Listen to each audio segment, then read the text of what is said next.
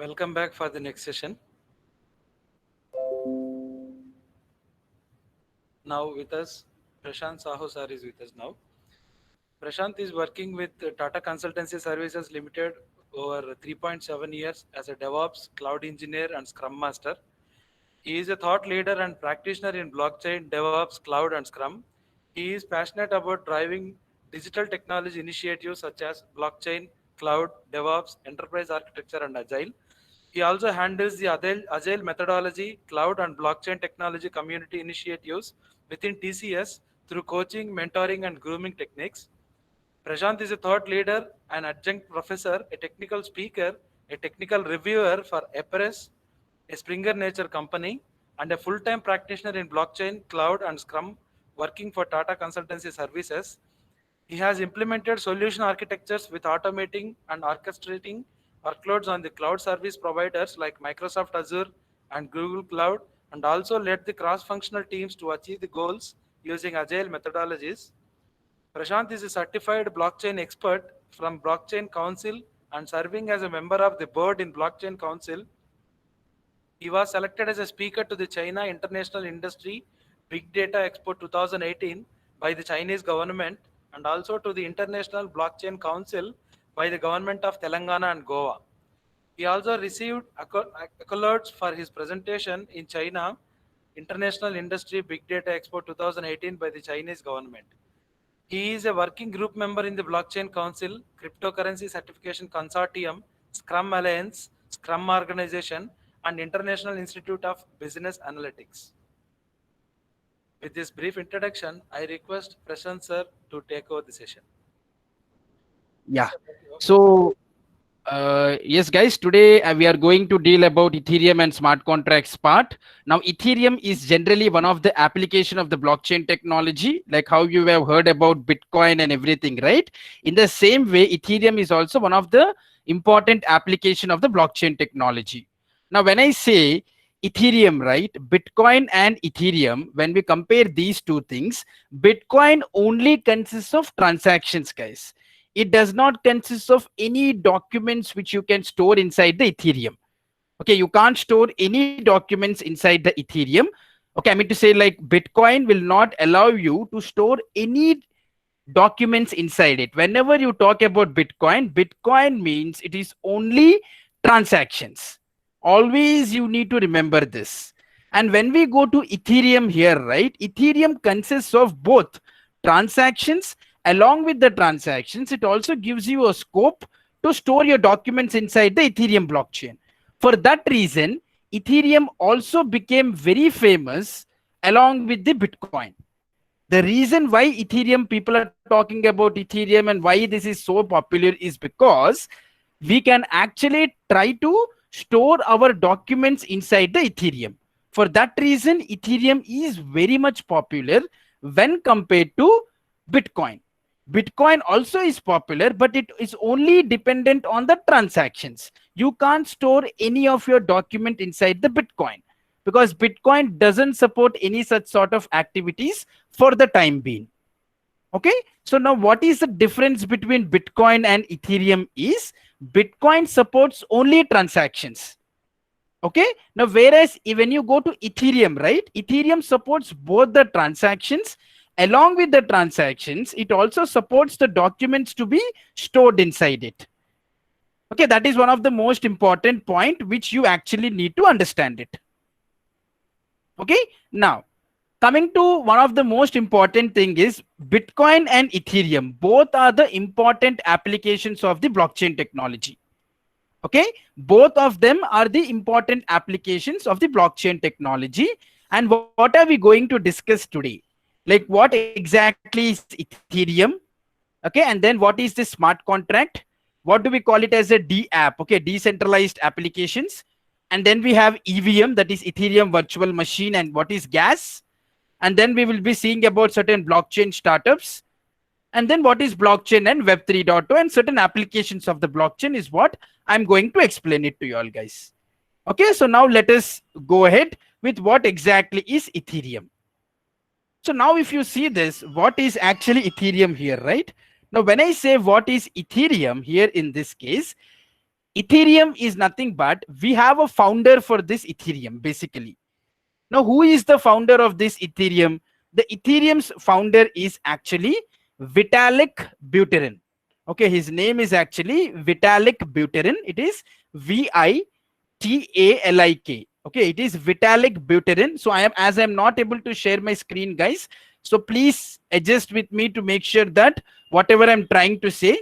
Okay, whenever if you get any doubts, please put it in the chat box. I can put it up because I can't use my pen, because as I'm not able to share my screen, so maybe there are certain issues. Okay, so just if you are missing any point, please do let me know in the chat box. I can repeat you one more time. Okay, so now if you see here, the founder of the Ethereum is Vitalik Buterin, whom you could see towards the left hand side. He is Vitalik Buterin at the age of 19, that is 19. At the age of 19 years, this person has actually founded out the Ethereum. Okay, right now he is 25, guys. Okay, so now this person is actually the inventor of this Ethereum concept, that is Vitalik Buterin. Okay, and if you could see here, this concept actually got originated in the year 2015. The first application of the blockchain technology was what? It was Bitcoin. It came in the year 2008, and the first Bitcoin transaction was actually made in the year 2009. Okay, the first transaction was actually made in the year 2009. And right now, when you could see here in this case, right, the most important point which you actually need to understand is the founder of the Bitcoin is actually the Vitalik Buterin. Now, towards the right hand side, if you could see, okay, there is a common thing between Bitcoin and Ethereum. Now, they are shaking their hands. Can you please let me know that why are they shaking their hands?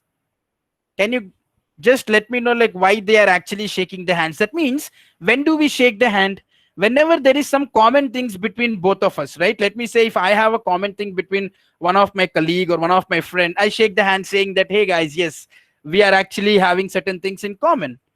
Yes, now can you say me that what is a common thing between Bitcoin and Ethereum? Okay, Anil says both of them are cryptocurrencies. Okay, that is absolutely right. Along with that, is there anything else which is in common between both of them, guys? Could you please let us know? Yeah, cryptocurrencies is right. Anybody else, please? Can you just let me know the answer? Like, what is a common thing between both of them? Transactions. Yes, Bitcoin also have transactions.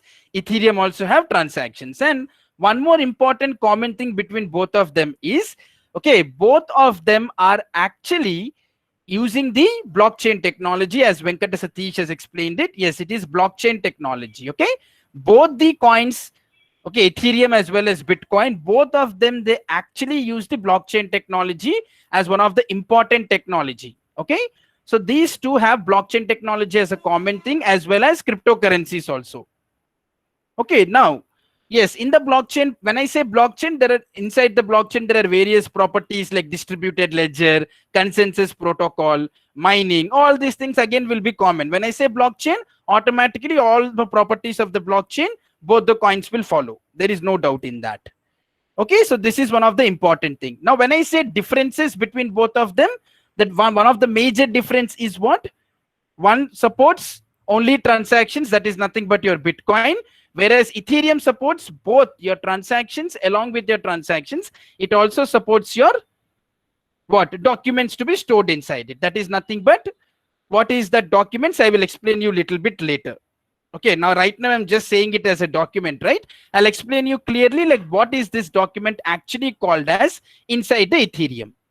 Now, can you see this picture and let me know like what is your understanding? See this picture and please let me know that what can you understand from this picture? Because as you know that there is already one entire day yesterday it is been completed. I hope now you would have at least known like what exactly is this concept. Can you just see this picture and let me know? Okay, like what is this actually? Can anybody let me know? Like, yes, it's a chain of blocks. Absolutely. Decentralized, says Shanti. Okay, Shravanti says it is a distributing information. Anil Kumar, peer-to-peer. That's great. Okay. So this indicates that yes, y'all have actually listened to the session appropriately, the previous sessions. That's absolutely right, guys. If you could see this picture, okay. So this picture says everything in the blockchain is actually distributed and decentralized. There is no such concept called as centralized. Okay, now whatever we are using is a centralized model, guys. Okay, it is a centralized model. That means it's a client server model. You send the request and then you get the response from a single server. But whereas blockchain doesn't support this centralized model, it is totally distributed and decentralized. Okay, so that is how, if you could see this picture, it is all about distributed and decentralized. Along with that, if you could see inside the blocks, which is at the top, there is some document which we call it as, okay, as I said, there are certain documents if you see inside the blockchain. And seeing this, you can say that this is a Ethereum blockchain. Now, how you could say that this is Ethereum blockchain? Because you could see that the smart contracts are actually visible. Okay, I mean to say that is document. Okay, you could see that there are documents which are actually present, and those documents are present inside the blockchain. Yes, I could see that. Yes, they are marking it out. Okay, so that is nothing but the document, guys. Whenever you see any picture, if you see that there is a document present inside that respective block, then that indicates that yes, it is the Ethereum blockchain, because there is a document present inside it. That is how you classify between your Bitcoin and Ethereum blockchain. Please go ahead with the next slide, guys, sir. Exactly. Now, let me say that if you see here, there are two things. One is Bitcoin script towards the left hand side, Solidity towards the right hand side. Right? There are two things. Now, I don't know how much you know about the Bitcoin, but let me just give you a small overview that at least you may know about this part, because we are not going to discuss Bitcoin in detail in this session. Bitcoin has its own software, guys. Bitcoin, nobody runs the Bitcoin. Okay, so software itself is going to run the entire Bitcoin. You are not involved anywhere here. So that software is actually nothing but an algorithm. Okay, nobody is going to run there, right? Inside the software, there is an algorithm written. Now that algorithm is actually written in the Bitcoin scripting language. Towards the left hand side, if you could see, that is your Bitcoin script. The Bitcoin script means it is actually being written in the Bitcoin scripting language. The software, that is where the algorithm resides, is being written in the Bitcoin scripting language, and nobody has any right to change anything inside that Bitcoin software. That is towards the left hand side. Now towards the right hand side, if you could see, there is something called as Solidity. Now what is this Solidity? Solidity is nothing but it is the programming language, guys. Solidity is nothing but it is your programming language. Okay, so now this Solidity, whatever is present here, we are actually going to write the programs using this Solidity programming language inside the Ethereum. Now Ethereum supports this Solidity programming language, and today afternoon we will be discussing about the Solidity programming language, where we are going to learn a new programming language and we are going to write each and everything inside it. So now what is the clear understanding from this particular slide, guys? At the one end, if you want to use Ethereum, you have to write the Solidity programming language. And at the other end, if you want to go ahead and see the Bitcoin software, inside the Bitcoin software, the algorithm which is written is called as Bitcoin scripting language. Now at the top, if you see, there is a Turing complete here. Turing complete, there is yes for Solidity and there is no for Bitcoin script. Now, what is this? Yes is there for Solidity and no for Bitcoin script. Now, what exactly is this? Now, Turing complete means loops, guys. It is for while, if. Now, these loops which are actually present, right? Now, these loops which are present, will it be feasible for Solidity? Yes, you can use loops inside the Solidity. Okay. Now, whereas if you see Bitcoin script, in the Bitcoin script, you can't use it. Okay, in the Bitcoin script, you can't use any loops. The reason why Bitcoin script doesn't allow loops is because if you allow loops inside the Bitcoin script, then what is going to happen? The entire Bitcoin will be totally hampered. For example, if somebody runs an infinite loop, inside the Bitcoin script, then the entire Bitcoin algorithm will be fully disturbed. For that reason, if you could see in the Bitcoin script, Turing complete is no, because they will not be allowing any loops inside it. Now, whereas in the Solidity, yes, you can write loops, like for if all these loops, you can write it down. But here also there is a problem, right? Let me say if somebody runs an infinite condition inside the Solidity, then how you can stop them? Yes, Vitalik has suggested certain things. Okay, Vitalik has actually suggested certain things to make sure that nobody can actually try to introduce any such sort of infinite loops. I will explain you slowly after certain amount of concept is completed. Then you can understand that how Vitalik Buterin has actually stopped the rest of the people by not allowing them to run infinite loop inside the Ethereum, that is using the Solidity programming language. So from the previous slide, we came to know that, yes, we have to write the Solidity programming language. Okay, we have to write the Solidity programming language, and then we need to execute the programs inside the Ethereum blockchain. Bitcoin, we can't touch anything because it is Bitcoin script. The software itself runs on its own, and the founder of the Bitcoin has written this Bitcoin scripting language. That is nothing but the software algorithm. Okay, so please go ahead with the next slide. Yes. So now, till now, I was actually saying that the document, right? If you remember it, I was saying that the speciality of Ethereum is what? Okay. So what is the speciality of Ethereum? The speciality of Ethereum is nothing but, as I already said, the main speciality of Ethereum is nothing but the document. Now that document is actually called technically as smart contract. We don't call like a layman language a document. Okay, we now, as you're learning Ethereum, so now you should say technically that it is nothing but a document is called a smart contract. So right now I am changing my statement saying that Ethereum is mostly famous for its smart contract, and this smart contract is actually written in Solidity programming language. So I hope right now we are getting a clarity that what actually I am trying to say. Right? Smart contract is actually nothing but the document which I was mentioning when I was starting the presentation. You replace the document with a smart contract, and this smart contract is actually present inside the Ethereum blockchain with the help of Solidity programming language. Okay, so now what is a smart contract? Okay, generally when I say what exactly is a smart contract, smart contract is nothing but, guys, it is a set of rules and regulations. Now let me say you work in a university, college, or maybe say you work in a respective organization. Now in every organization there will be certain rules and regulations which every one of us need to follow it. Yes or no? Yes, but that is a mandatory point. Now at this, in the same way, okay, in the same way, what actually I'm trying to say you here is, in the smart contract also, whenever we go ahead with our smart contract, even the smart contract part also actually tries to lay down the rules and regulations.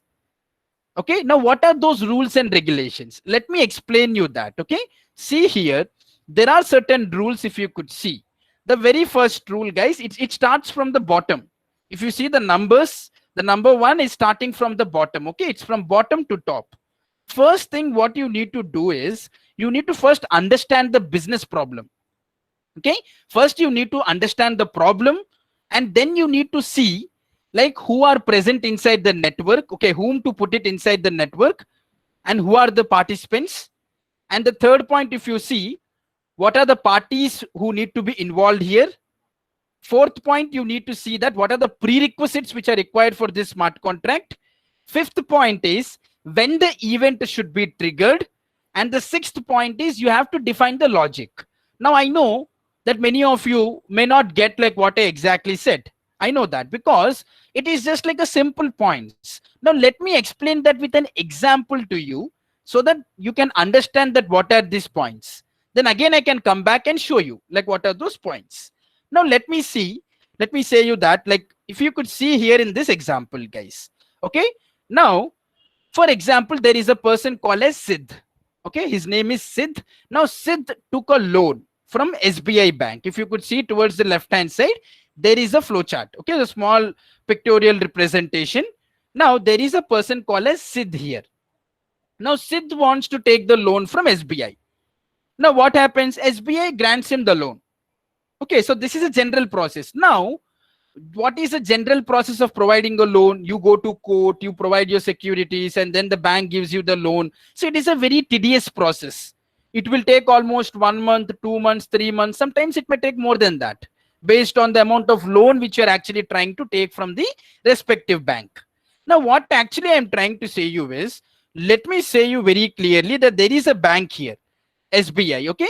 So now the person over here who is called as Sid, he applied for the loan in the SBI, and SBI has actually provided him the loan. Now this entire process, we need to put it inside a smart contract.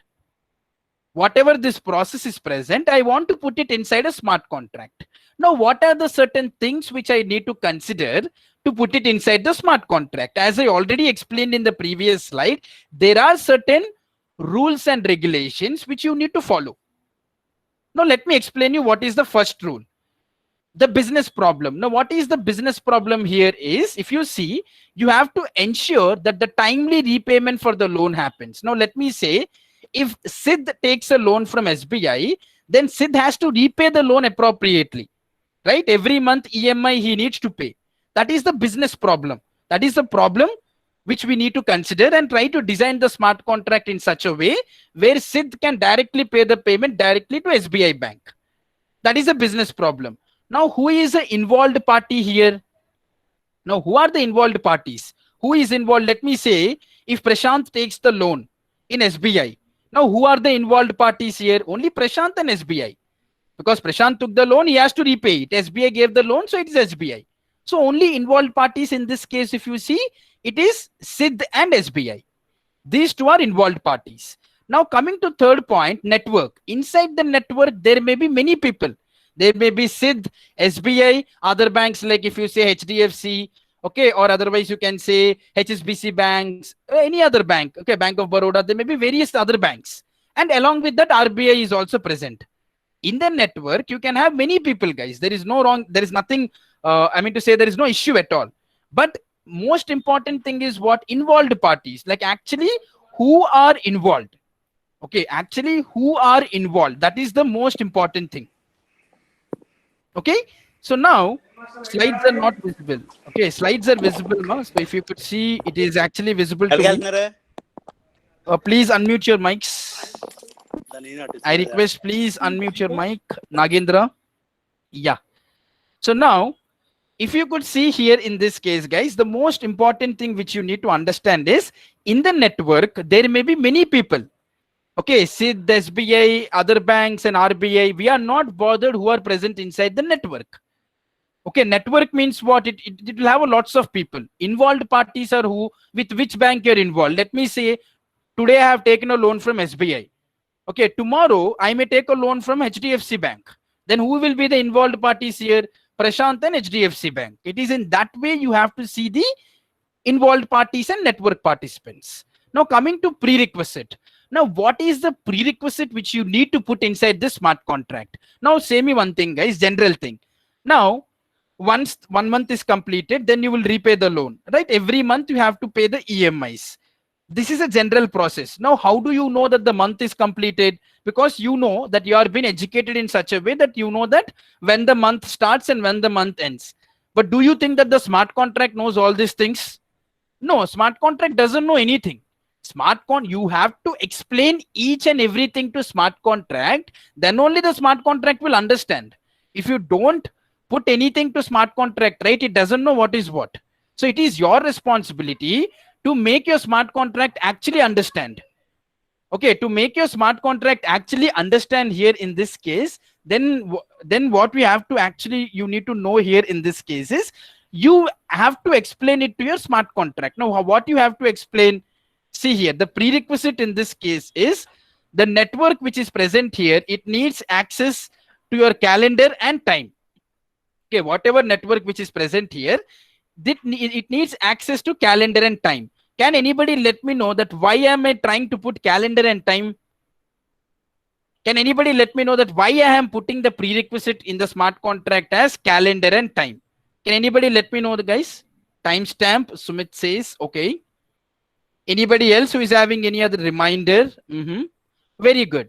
So now what actually I'm trying to say here is, if you don't put calendar and time to your smart contract will never know that when to trigger this smart contract. To trigger this smart contract, when you put the condition saying that once 1 month is completed, then trigger it. For every 1 month, you have to trigger this smart contract. This is okay. This condition you kept it. That's fine. But will your smart contract understand that when the month starts and when the month ends? Until and unless you don't put the calendar, it will not understand it.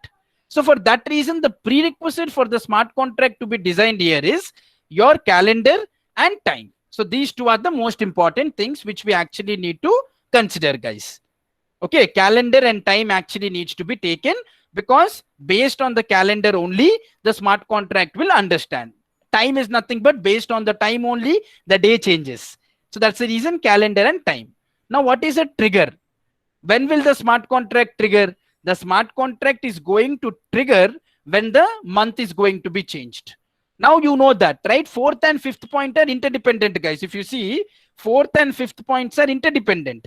Now, from the fourth point, you are getting that your calendar and your time, you mentioned it. Now, from the fifth point, you know that as your calendar and time are changing, immediately the trigger is happening. Okay, immediately the calendar, once the calendar month is completed, the trigger is actually happening. Now, what is the business logic here? So I request Nagendra to please go on mute. Yeah. So if you see here in this case, if you see the business logic, okay, if you see the business logic here, now what is the business logic? I said, until and unless your outstanding loan is greater than 0, your smart contract will keep on running. Now, what does this mean, guys? Let me say you have to pay the loan. Okay, I have that loan until and unless it is greater than 0. That means what? You have to keep on paying. The moment when your loan is completed, it will become equal to 0. Then your smart contract will not work, because the smart contract's main condition is fulfilled. That means you have paid the amount. Then it will not be required. But until and unless you pay them the loan, you always need to make sure that the smart contract will trigger. The main purpose of smart contract is it will automatically trigger on its own. No bank will come and ask you. Every month, automatically the EMI will be deducted from, and the smart contract it will take and it will try to transfer it to your bank. So now, what is the advantage of the smart contract is, the first thing, the smart contract will be deployed inside the Ethereum blockchain. That means nobody can change any record, because as you know, blockchain is immutable. Okay, that means nobody can change anything, and even the bank can't change any principal amount, or they can't do any fake things. And at the same time, at the other end, Sid also can't change anything. Okay, and this process will take hardly 2 to 5 days. You don't need to wait for 1 month, 2 months, and 3 months, going to legalities, trying to approve it, going to court, advocates. All these things are actually not required, because at the end of the day, why you go to court? To make sure that the legality, why we do it? Because no other things would actually happen, because everything is been prescribed as in the form of judiciary, that is in the form of a court, and everything you try to do it only to make sure that no in the future nothing would happen. But here, as you're trying to put it inside the blockchain, as nobody has the right to change anything, so this is also one of the important thing which many countries are actually adopting, to make sure that with the help of a smart contract, we can save the time, and at the same time security and transparency is also coming, as it is immutable, and we can do the things very fastly. And these are the standard rules, guys. First thing is what? You have to define the business problem. That means nobody is going to say this is the business problem. Okay, you need to understand it, that what exactly is the business problem. Okay, thanks for thanks for changing. Now, if you see second one, now what is second point? Defining the network. That means in the network, there may be many people. You are not bothered, okay, who all are present inside the network. But where you are bothered, that is your third point. That means in which, what are the parties which are been involved. Now in the previous case, what I explained, it was Sid and SBI. That is the involved parties. Okay, your third point. Now going to fourth point, prerequisite. Now, what did I say? Prerequisite. You need to put certain prerequisites for your smart contract to understand that what you're actually trying to do. That is nothing but in this case, the calendar and time. Okay, now going to fifth point. Based on your fourth point, the fifth point will be triggered. So based on your calendar and time, once your calendar and time gets changed, immediately the trigger will happen. Okay, that the month has been changed. So now as a smart contract responsibility, it will trigger to Sid saying that, hey Sid, it's time to pay the loan. So then Sid will pay the amount to the smart contract and smart contract will return the payment to SBI. Every month it is going to happen. Now till when it is going to happen, that is defined in your sixth point. That is in your business logic. In your business logic, what it is trying to say, until and unless your outstanding loan which is present, okay, until and unless your outstanding loan which is actually present, right, your outstanding loan, if it becomes greater than 0, okay, then you don't need to pay. I mean to say, once your outstanding loan become equal to 0, then you don't need to pay anything because it's done. Your loan is completed. Then what is the purpose of the smart contract? There is no purpose. But until and unless you pay, the smart contract will keep on executing continuously the moment you complete your loan process. Okay, so that's how you need to do it, guys. Okay, so now let me go ahead with the DApp, decentralized applications. Now, what is a DApp? DApp is nothing but it is your decentralized applications. Okay, now DApp is nothing but it is one of the application of the Ethereum, guys. Now, for example, if I say you, in general programming, I hope that you know what is backend and front end, right? Your front end is nothing but it's your all your like let me say your HTML, CSS, all this is your front end part. We have some frameworks in the front end. Okay, we have certain frameworks in the front end. Now, what are those frameworks? If I would say, the first thing would be your for example, if I would say you, the front end, the main example for the front end is React, Angular. These are all frameworks. In the same way, backend also we have a programming language like Java, C#, C++, C.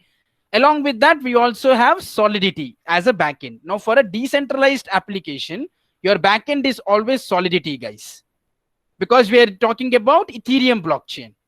Okay, your backend is always what? It is always your Solidity. Now, what is the front end here? Front end is actually nothing but it is your HTML and CSS part. That is what we actually call it as DApp. DApp means it is a decentralized application. Okay, so sir, like if you go to a browser, I can show them a decentralized application. Please open a Google Chrome or anything which you have. Again, we can come back to presentation.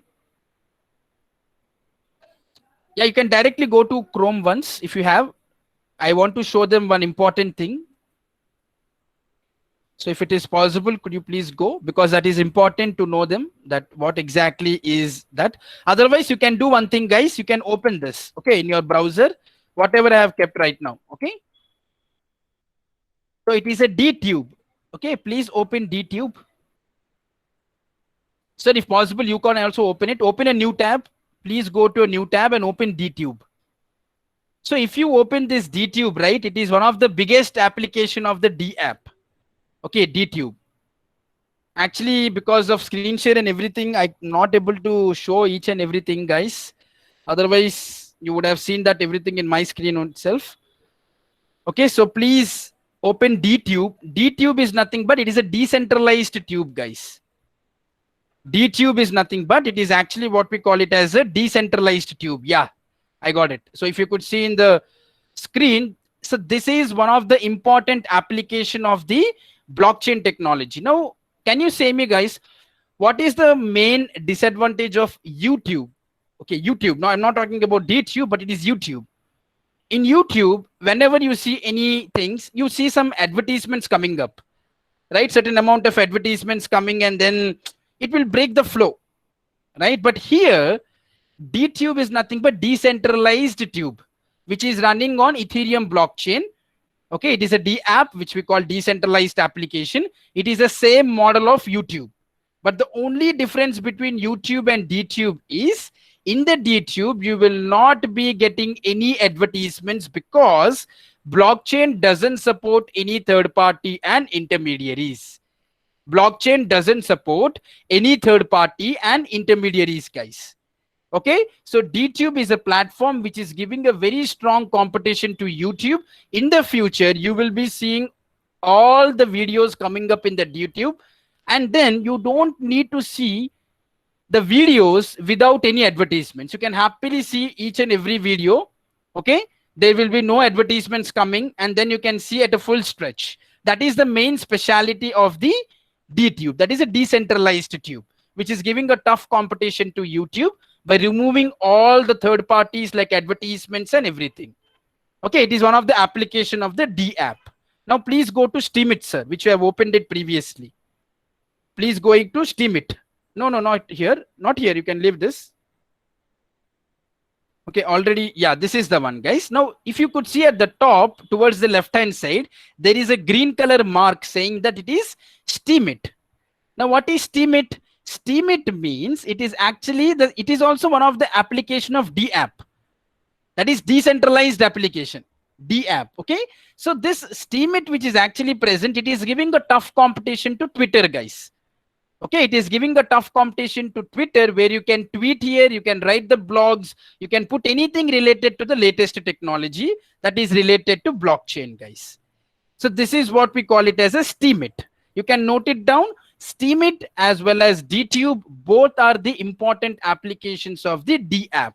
That is a decentralized application, where the backend is Solidity because it is Ethereum blockchain, and the front end is something which you are going to design it on your own. Front end, nobody is going to say you what is what, guys. You take any latest technology, it may be AI, big data, IoT, blockchain. Front end is something which you are going to design it. Only the back end part is going to be changed. Front end is never going to be changed. Okay, that's the same HTML, CSS, React, Angular, whatever framework you want to use, you can use it and you can design it on your own. Okay, sir, please go back to the presentation. Till here, do anybody have any doubts, guys? Till here, like whatever I have explained it, do anybody have any doubts? If you have any, please ask. If you don't have, please acknowledge that you don't have it, so that I can go ahead with the next topic. Okay. Yeah, good, guys. Like if you are understanding, that's really great. Yeah. Okay, if you have any, please put it up. Okay, if you have any, please let me know, then I can help you all out. Okay, so now what is this? EVM. Yeah, so now let us see that what exactly is EVM, Ethereum virtual machine. Guys, I hope you know about JVM, that is Java virtual machine. What is Java virtual machine? Java virtual machine is nothing but that is where our program gets deployed and executed. JVM is a place where the Java program gets executed or it gets deployed. In the same way, we have Ethereum virtual machine here. That is where our smart contract, whatever we are going to write, will be deployed. Our smart contract, which we are going to write it down. So that smart contract will be deployed on the Ethereum virtual machine. Okay, that is what we call it as EVM. Okay, that is Ethereum virtual machine. Okay, guys. So whatever smart contract, when we are going to deploy it or whenever we are going to execute it, it will be executed on top of Ethereum virtual machine. Now, can anybody let me know what is the language which we are going to use to write this smart contract? Can anybody let me know, guys? What is the language which we, yeah, absolutely right, Sumit. It is Solidity. Okay, somebody who said Java, right? It is not Java. Okay, for your kind information, I just correlated the Java. I'm just correlating the example of Java, but not Java language which we are going to use. It is Solidity. The person who put a question mark, please put it as a full stop, saying that yes, it is Solidity. Okay, so Solidity is the programming language which we are going to use it. Okay, now, so remember one thing, guys. If you remember it, one thing, what did I say? Loops are present inside the Ethereum blockchain. Loops, for loop, while loop, if loop. And I said let me say that if somebody uses an infinity loop, if somebody writes an infinity loop, then how are we going to stop it? I said it before only, right? Now let us discuss that, like how Vitalik Buterin has actually stopped the hackers to enter into the main Ethereum network. First thing is the viruses and access to private files. Now what is that? Let me explain you. Guys, one thing you know, that what is blockchain? It is distributed. Yes or no? It is entirely distributed. Now one smart contract, if I write, it gets distributed to all the nodes. One smart contract, it gets distributed to all the nodes. Now let me say that one smart contract which is present here, I have written the smart contract in such a way where I can access your local files. Okay, where I can access your local files actually. So when I say that, when I want to implement the smart contract and when I want to access the local files in your system, then that is a big issue, right? When the smart contract I have written saying that I can access all the local files in the person's system where the smart contract is getting distributed. Yes or no? That means I can access everyone's files. So that is a big issue. That means when the file is getting distributed, when the smart contract is getting distributed to everyone, you are getting the privilege to check, to enter into everyone's system. That shouldn't be done, right? So now, what did Vitalik Buterin and his team did is, they introduced this EVM. That means your smart contract will be present inside the Ethereum virtual machine. And if you know about it or not, your virtual machine will nowhere have a connection to your local machine. Your virtual machine which is present, right? It will nowhere have a connection to your local machine. Okay. So now what you need to understand here is, whatever smart contracts are present, it will always be present inside the virtual machine, guys. You will never have access to any of the local systems. So that is how Vitalik Buterin has eradicated this problem by implementing Ethereum virtual machine rather than just leaving it like that. If you would have left it like that, then everybody would have access to any other systems and they would have introduced some bug in their system. So to get rid of that, he introduced this Ethereum virtual machine, and in that virtual machine, your smart contracts will be present, and this virtual machine will nowhere have a connection to your local system. So this is how, even though anybody writes a program to access the local files in your system, they can't do it. The reason is your smart contract will sit in your virtual machine, and this virtual machine will nowhere have a connection to your local system. So what he can do, even though he writes, he can't do anything. See here, a red color lines. If you see in the pictorial representation which I have kept here, see the red color line. Okay, I mean to say a red color box, I mean to say. Inside that red color box, you will be having your smart contract. That means your smart contract is only limited to that zone. It can't go out of it.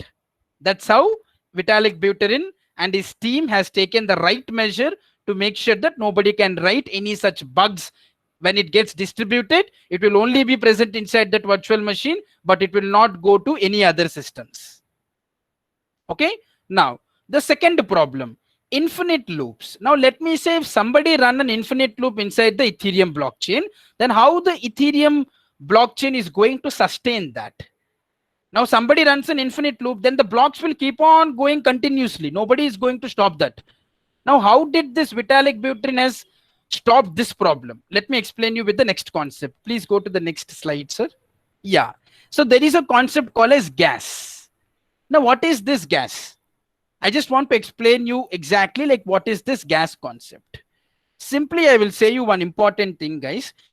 It is little bit tricky. Whatever this gas is present, right? It is little bit of tricky actually, but I will explain you very simply. Listen to me carefully. So you have a vehicle in your system. I mean to say you have a vehicle in your place. It may be any vehicle.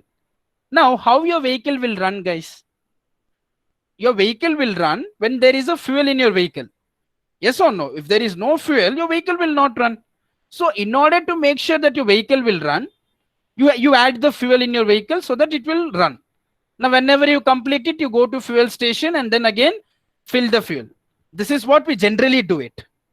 Right? So now what actually I'm trying to say is, whenever you take the vehicle, okay, so how the fuel is important for your vehicle to run, in the same way for your Ethereum to run, the gas is important. You can correlate the example what I said it right now.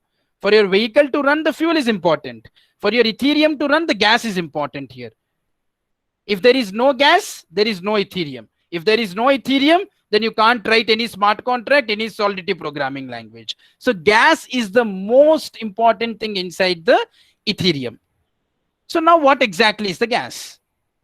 Now I hope many of you wouldn't have faced this problem. You may know about Java, C, C++, Python, C#, all these programming languages you would have used previously. Maybe you would have used or you wouldn't have used, okay? But when you have used it, did any time you got charged for writing the program? Did anybody got charged for writing the program? Let me say if you write Java, they will say this much amount of money you need to pay. No, right? Yeah, that's right. It is no only because all of them are open source. And you can write it down, whatever you write, you can write 2,000, 10,000, 20,000 lines of code also. Nobody is going to question you and nobody is going to charge you for that. But here, when you write Solidity, you have to pay for what you are writing it. Yes, I am absolutely right, whatever I'm trying to say, because the reason is why he introduced this gas concept is because whenever you write 10,000, 20,000 lines of code, right, that is not the best way of writing the codes. That is not a good practice. You need to write the code minimum within 500 lines only. You should not exceed that. Now, as there is no point of limit for y'all or for me, we keep on writing. We keep on writing the code as we wish. So now the efficiency will increase. To increase the efficiency, the Ethereum community, they introduced this gas concept saying that you have to write less lines of code. If you write less lines of code, then less amount of gas will be deducted. If you write more amount of lines, then you need to pay more. If you write more, you have to pay more. If you write less, you have to pay less. Now, I said one important point here, guys. Okay, gas will be deducted. Now, what is this gas? Gas is nothing but indirectly Ethereum only. Gas is nothing but it is indirectly Ethereum. Now, many of you may get this doubt, saying that why you're saying indirectly Ethereum. You can say directly Ethereum, right? Why did they introduce this gas concept? I'll say one good example, guys. Let me say today I have written this Solidity program. I wrote only half the program. Okay. And today the Ethereum value is 10,000 rupee. Okay, done. Tomorrow I came to write continue the rest of the program. Now tomorrow the Ethereum value went to from 10,000 to 15,000, for example. 15,000, okay, 5,000 margin. Now, will you write today? Because if you write today, then you have to pay more Ether because Ether value has increased. So then you will say that, okay, let me wait till the Ether value will go down, then only I will start writing the program. Will you wait till then? No, right? That is really harmful. That means you're losing the efficiency. That day, whatever work you have to do, you're not doing because the Ethereum value is high. Now, psychologically, the people will be affected if we directly put Ether. For that reason, Vitalik Buterin, what he did is he implemented the concept called as gas. That is nothing but at the back end, it will be converted into Ether only. This concept, you will understand it very clearly when we start doing the programming part in the afternoon session, where you will see that how the gas gets deducted.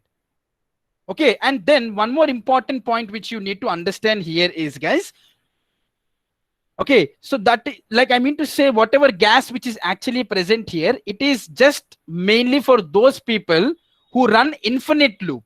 Let me say, if somebody runs an infinite loop, right, it will say the gas limit is exceeded, so you are not allowed to do this operation. So your gas will stop them. That means they're not allowing them to run this infinite loop to the Ethereum network. We will have a gas limit, guys. If that gas limit is exceeded, it will not allow you to do any operation. If your gas limit is exceeded, it will not allow you to do any operation further. So introducing this gas, Vitalik Buterin and his team has eradicated two important problems. That is, one is they have actually brought efficiency into the picture by writing a good amount of standard code. And one more thing, when you write appropriate code, right, it will not charge you anything. Little, very, very less. Very, very minimal amount of Ether it will take. But let me say, if you run infinite loop, it will take away all the Ethers in your account because you are disturbing the network, and it will not allow you to to run the infinite loop saying that the gas limit has been exceeded and you are not allowed to do this operation. That is how the gas concept has been actually implemented. And then this is the way which Vitalik Buterin has actually implemented, and he made sure that nobody can actually run any infinite loops inside the program. Along with that, the person who are writing the programs, they have to pay certain amount of gas, and it will be very, very less. Okay, it will be very, very less which you need to pay, guys. And now there will be one question to everyone. Now, when you say that we want to do programming afternoon, right, then we don't have any ethers. Then how come we will write the program? Because you are saying that some gas and then some ethers will be deducted, but we don't have any. Then how come we can write the programs in the afternoon session? Then yes, for that I have the answer. I will say that we will be using test network, guys. Okay, we will be using what? Testing network. In the testing network, we will be trying to implement it. Okay, so not like this. Okay, it may be whatever testing network, I will take you to the respective testing network, and in that respective testing network, we will be actually trying to implement it. So in the testing network, we will be getting some fake ethers. With that fake ethers, we will be doing it. Those are not original ethers, those are fake ethers. But whenever you have original ethers, right, then you can try to do the same thing. Whatever you have done with the fake ethers, you will be trying to implement that in the original ethers whenever you have it. Okay, so this is the gas concept. Right now, yes, I know that you have understood only 80 to 90% only. There will be little bit of confusion, as I already has said. But yes, this gas concept will be cleared when I try to implement the program in the next session, where you can understand it very clearly. And one more important thing, guys, I want to take this session till 140, guys. Okay, please bear with me, because at the start we had a little bit of problems, right?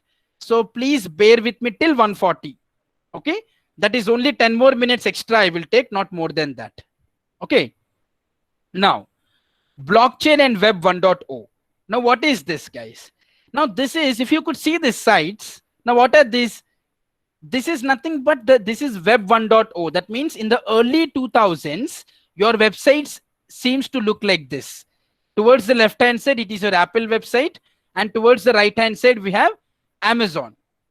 So it used to look at one point like this, your websites.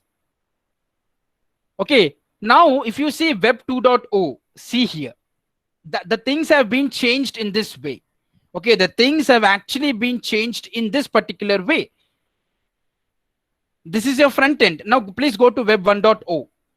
Not 3. Yeah, in the web 1.0, see, guys, if the website, if it would have been in this way, would you buy anything? No, right? Now go to web 2.0. See how the things have been drastically changed. Now please go to web 3.0, sir. Now this is for you guys. Now please let me know in web 1.0, 2.0 and 3.0, okay, what is the difference which you could see in backend as well as in front end? Let me know what is the difference in web 1.0, 2.0 and 3.0 in backend, and in the front end, why there is a question mark in web 3.0. Now this is for y'all. Please answer, guys, so that I can understand like what y'all are actually trying to get to know from this particular picture. The apps, Shanti says it is Vue. Okay, Venkatramana, you're absolutely right. Yes. So web 3.0 is decentralized backend. If you see, everything is distributed and decentralized. Web 3.0 is actually what, guys? It is distributed and decentralized backend. DApps is also right. Now, why there is a question mark in the front end, guys? Can anybody let me know? In the web 3.0, why there is a question mark in the front end? So because why there is a question mark is because we don't know how the front end is going to be designed. What did I say? Front end is something which you are going to design it. Okay, front end is something which you are going to design it on your own. Nobody is going to say how it should be designed. You can design it in your own style. So that's the reason there is a question mark which is being kept over there, because as we don't know that what will be the front end for the web 3.0, because it is something which you are going to design it on your own. So I don't know what you're going to design it. So that's the reason I just kept a question mark over there. Okay. And yes, Somebody said about JavaScript, HTML. I am not bothered, guys, here. Okay. I mean to say, like, somebody over there at the top, you said me that JavaScript is required. Yes. And even Krishna also says that HTML and JavaScript is required. Y'all are absolutely right, guys. Front end is something you can design it in your own way. You may use your JavaScript, you may use your HTML, CSS, you can use your framework like Angular, React, whatever you want to do, you can do that, because that is all about your designing. At the back end, that's the most important part, is solidity. Somebody also asked me this question, why not Viper? Viper has not been fully implemented. They are in the testing phases. Once it is fully implemented, then you can see Viper also been coming into the picture.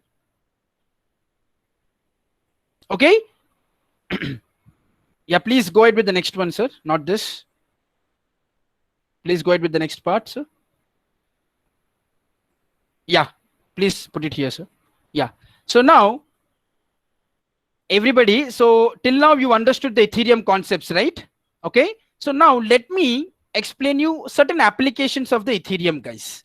Now, as I explained you right now, what is Ethereum, what is smart contract, what are all those things. Let me explain you that how we can apply the Ethereum basically in certain industries. Now, if you see the drug traceability, what is drug traceability, guys? Whenever you try to purchase any medicine in any of the hospitals, now you don't know whether that medicine is a genuine medicine, or if you take and if any side effect comes up, right? You don't know who is the manufacturer. You don't know which doctor has given you. All these things will definitely become a very difficult thing to track them back. Right now here, I am going to explain you specifically that what is what. Now, if you see the first thing here, the manufacturer. Okay. Now here in this case, if you could see what is actually the manufacturer here in this case. Okay. So when I say in this case manufacturer here, there are three things available here. Now, what are those three things? One is drug items, what are created, and then drug items packed, and then what is the label of it. Okay, so these are certain things which are actually required. Now, what is actually going to happen in this case is, okay, yeah. So when you see this manufacturer part here in this case, guys, so in this manufacturer part, we have three important things. One is the drug items created, drug items packed, and packet label. Okay, now all these three things will be stored inside the blockchain from manufacturer perspective. Let me say manufacturer is Dr. Reddy's, okay, or somebody else. Now what is going to happen? All these three things will be kept inside the blockchain. Okay, and then it will go to distribution. If you see, it will go to distribution. Now in this distribution, it will be distributed either to hospital or to online pharmacy, wherever it is. Now there also the details will be present inside the blockchain, and now the end user is going to purchase it, whether it is from the online pharmacy or whether it is from the hospital pharmacy. He can just scan that medicine and he can find out like who is the manufacturer, what is its expiry date, okay, and then who has, from which hospital he has actually purchased. Now let me say if anything goes wrong, you can file a case against them, because each and everything is actually present inside the Ethereum blockchain. That means right now you can trace back and you can find out who is the main manufacturer, what is the expiry date, rather than you blindly following the doctors and the pharmaceutical guys. Now you as a responsible person can track each and everything on your own. So that's how you can actually implement the drug traceability in the Ethereum blockchain. All the data will be stored inside the smart contract, like manufacturer data, when it got packed, all these things you can put it inside the Ethereum blockchain, guys. And then everything will be present inside the blockchain, so it is immutable. Nobody can change anything here. Okay, so that's how we can actually try to implement it. Sir, please go ahead with the next part, sir. We don't have enough. Please go ahead with the next part, sir. Next, please. Yeah, agriculture. Now let us go with the agriculture part, guys. Okay, so now in the agriculture, how we can implement it?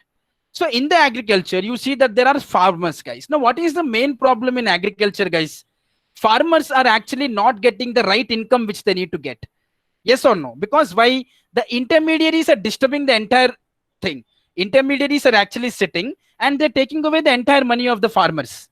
Yes or no? Because of that, many farmers are committing suicides. Okay. So now how we can get rid of this problem? Even the Honorable Prime Minister of India has also said that we need to implement the blockchain technology into agriculture, because that is how we can stop taking these intermediaries into the picture. Because government can't go to every panchayat and say that, right? Hey, intermediary, please don't get involved. There's no one to monitor it. Now, what we are going to do, listen to me very carefully, guys. Farmers, they can produce whatever they are, like whatever they're producing it, they can do it. May be fruits, it may be vegetables, it may be dairy products, whatever it may be.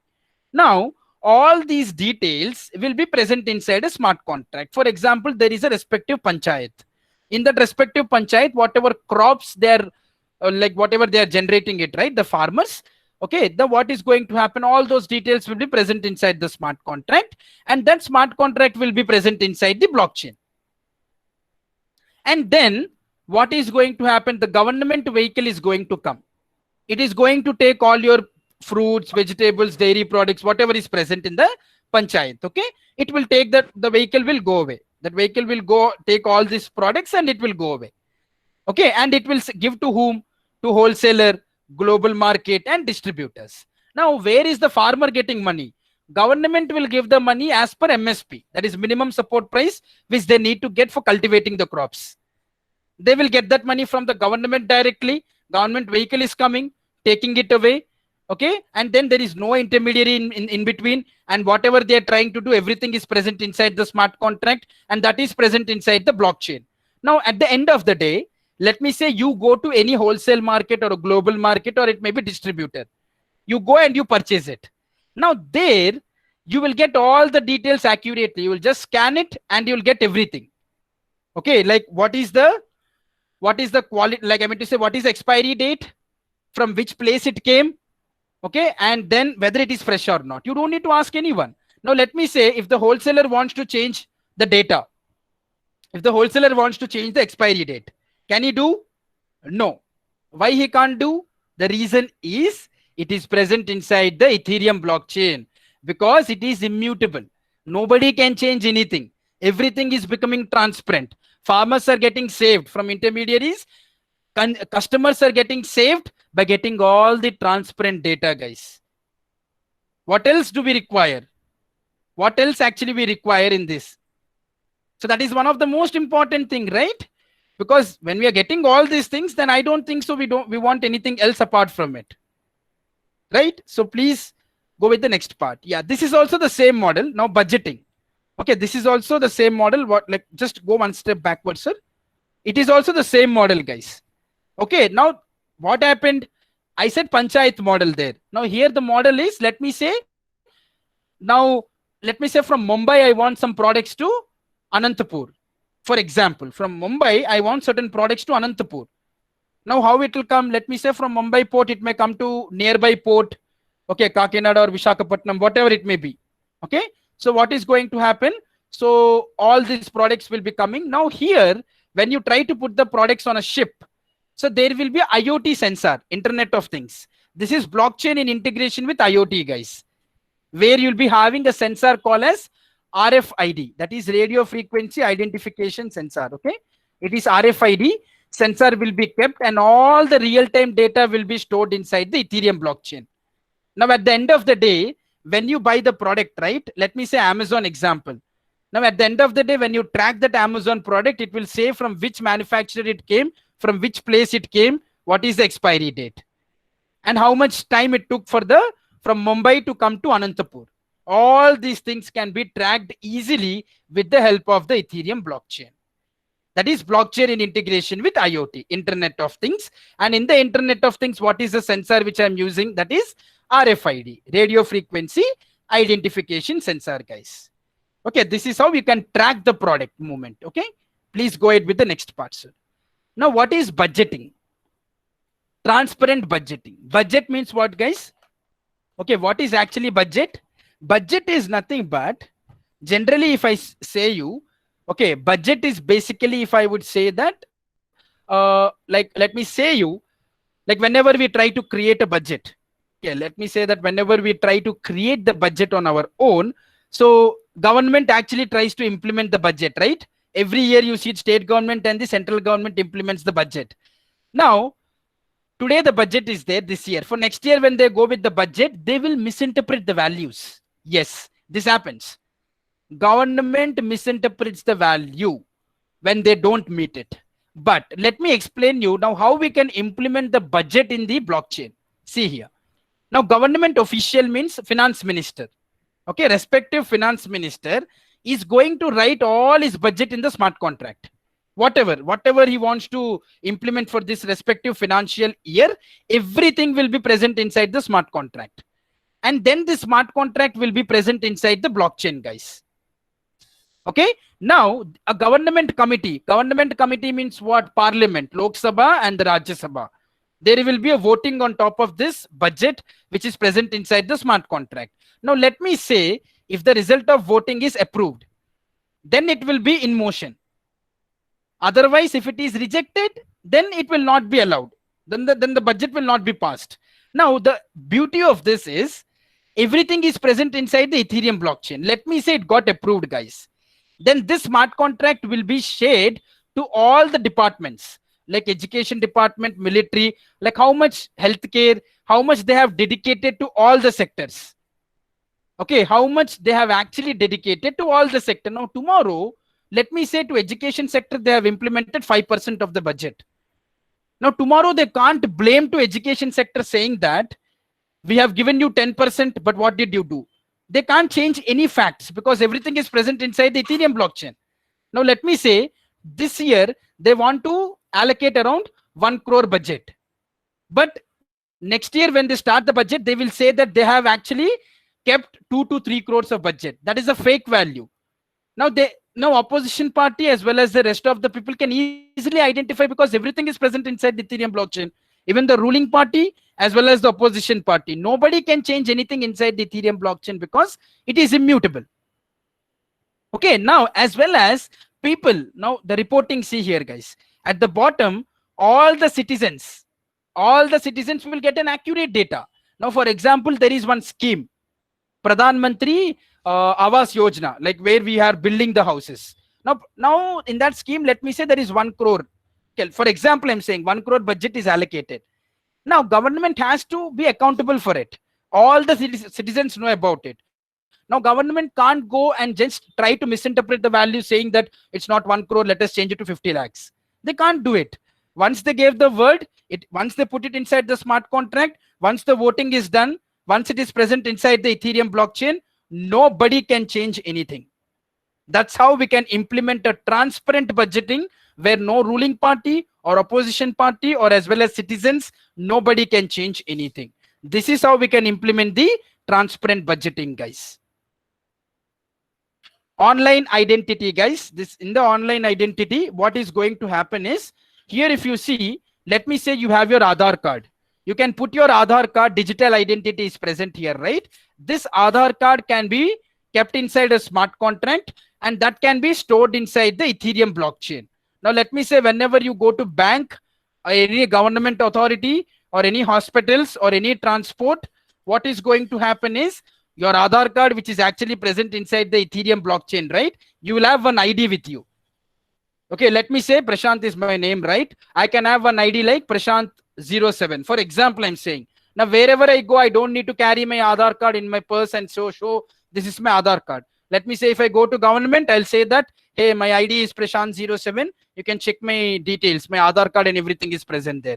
You can complete the process very simply. Then you may not say, oh, I forgot my Aadhaar card. I have to go back to my home and bring that back and again show it to you. Not required. These things are actually not required. Okay, you can go ahead, you can try to implement it and then you can again come back. That's how we can make it everything transparent. And at the same time, if anybody who wants to come up with a fake Aadhaar card, right, they can't do anything, right? Because the Aadhaar card is present in the Ethereum blockchain. Can you change anything? No. Then how come the fake Aadhaar cards will come? And how come you can do some fake things? That's how I have completed the applications, a little bit of exposure which I have given to you all, guys. Okay. So I hope everybody has understood.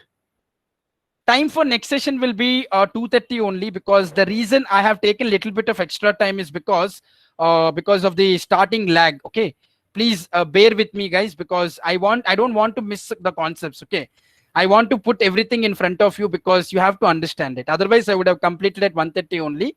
So please try to understand, because of my issues with the mic and the screen part. Even that also has not been resolved yet. Afternoon, I'll show practically. Okay, we will do it. All of us will try to implement it programmatically. Okay, thank you, guys. If you have any doubts, please ask me. If not, you can wrap up the session from your part, and we will meet at 2:30 again. After your lunch, we will meet again. Okay, yeah, sir. Host. Yeah, thank you, sir. Thank you, sir. Yeah, thank you. We'll end up the session for now, and we'll figure We out. will join it Yeah. 2:30. We'll join at 2:30. Yeah, You can use sure, the sir. same link to the rejoin. All participants are requested to use the same link for rejoining for the next session. Okay, thank you, sir.